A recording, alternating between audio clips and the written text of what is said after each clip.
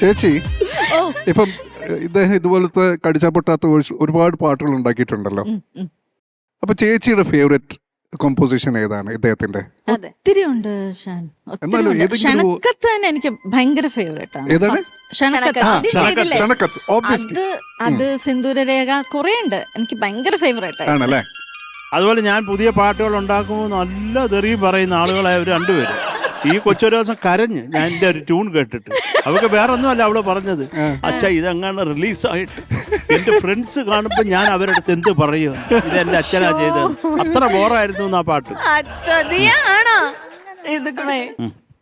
അത്രയൊന്നുമല്ല.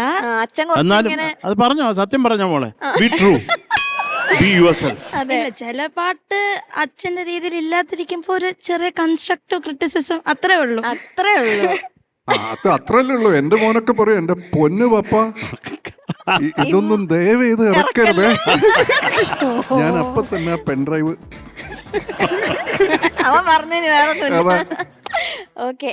അത് എനിക്ക് തോന്നുന്നു ധ്യാൻ വല്ലതും കൊടുത്തു കാണും. അങ്ങനെ ശരിയായിരിക്കും കേട്ടോ. കാരണം ഒരു മകളും മകനും അച്ഛന്റെ നാശം ആഗ്രഹിക്കൂല.